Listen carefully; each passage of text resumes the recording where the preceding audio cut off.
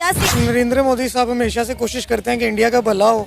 सही बात है। यहाँ पे भी कुछ बेहतरी हो मुल्क के लिए, वो ये नहीं कभी भी सोचेंगे कि यार ये मुस्लिम कंट्री है या हमारा इनसे क्लैश है या जो भी है, वो ट्रेडिंग हर बंदे के साथ कर रहे हैं। अब वो बेसिकली वो सिर्फ इंडिया को रिप्रेजेंट नहीं कर रहे, वो पूरे ग्लोबल साउथ को रिप्रेजेंट कर रहे हैं। उसमें अमेरिका के भी कुछ शायर आ जाते हैं, दुनिया आ जाती है उसके बीच में, उसमें आपका पाकिस्तान भी आता है। हमारा पाकिस्तानियों के पास ना एक ही वो होता है लॉजिक, हम जो भी वो हमसे बात करते हैं हम उसको काउंटर कहते हैं। आपके कंट्री में वॉशरूम्स नहीं है, सिंपल। आप उससे आगे नहीं सोचते। हमारी कंट्री में क्या है कि मतलब जब लोग पाकिस्तान के ऊपर बात करते हैं तो लोगों के ज़हन में सबसे पहले आता है टेररिज्म।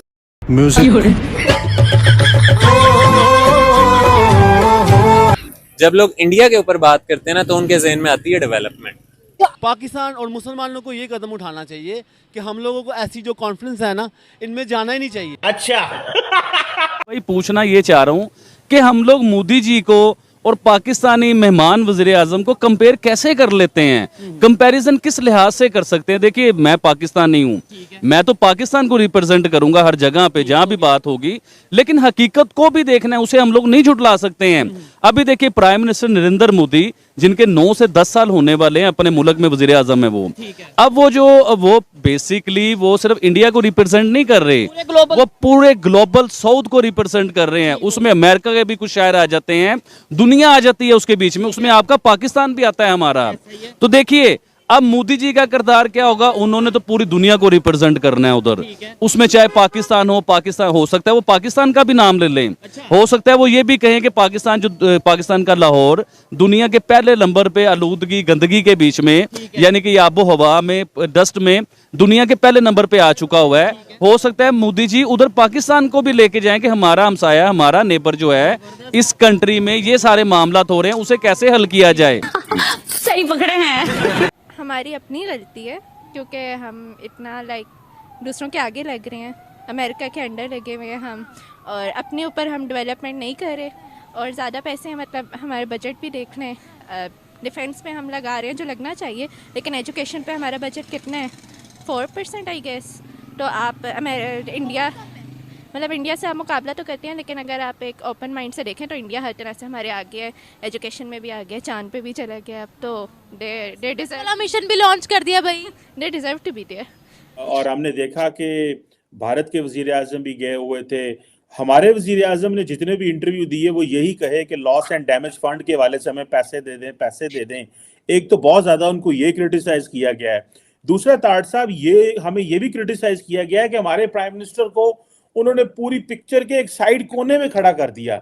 और कई लोग कह रहे हैं कि नरेंद्र मोदी इस वक्त ग्लोबल लीडर के तौर पे सामने आए हैं और वो फ्रंट लाइन पे खड़े हुए थे होस्ट के साथ, और हमारा प्राइम मिनिस्टर बिल्कुल ये जिसे कहते हैं ना, कोई पॉइंट तो नहीं बनता, लेकिन पाकिस्तान के सोशल मीडिया पे बड़ा ट्रोल किया गया है वजीर आजम पाकिस्तान को कि बिल्कुल ऑन दी एज खड़े हुए हैं। इसकी क्या वजह है?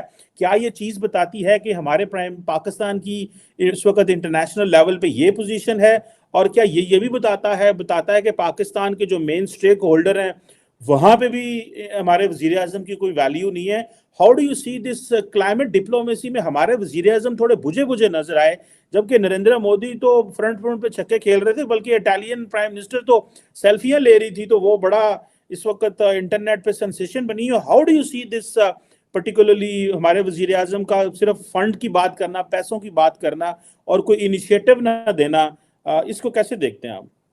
शीमा साहब, आज मैं COP 28 के हवाले से मैं बताना चाहूंगा कि आज जो दिन था वो आज क्लाइमेट फाइनेंसिंग के हवाले से आज था। मोदी साहब ने उसमें स्पीच दी, और बल्कि ना सिर्फ उन्होंने स्पीच दी है, उन्होंने कहा है कि 2028 में they want to host the COP, और ये दूसरी होगी। पहले भी एक COP को भारत जो है वो होस्ट कर चुका है।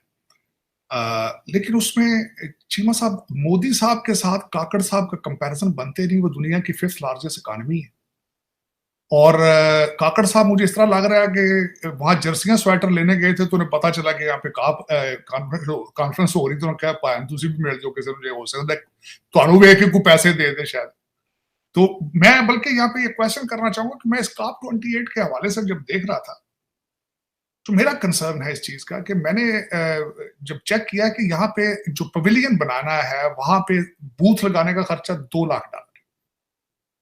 और जब मैंने उस खबर को पढ़ा, यहाँ पे कनाडा में सेचुआन उनका जो सूबा है, वहां आज एक बहुत बड़ा बहुत बड़ा आज इशू बन गया है कि उन्होंने अपना पेविलियन लगाया 7,65,000 के खर्चे से, और उथे झगड़े हो रहे हैं।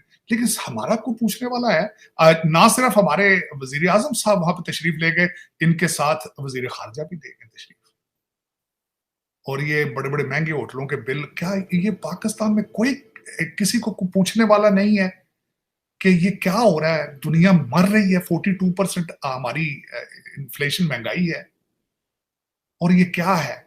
और कहते हैं जी हमारा 1% मिशन है। बंदे खोते हैं तो फिर रहे थे, मिशन की तो नहीं, पेट्रोल तो लेके को नहीं सकता। सिर्फ लाहौर इस्लाम और कराची में जो रूलिंग एलीट है, ब्रिटिश एजेंट है, सिर्फ वो तो तेल अफोर्ड कर सकते, बाकी सारी दुनिया तो साइकिल पर।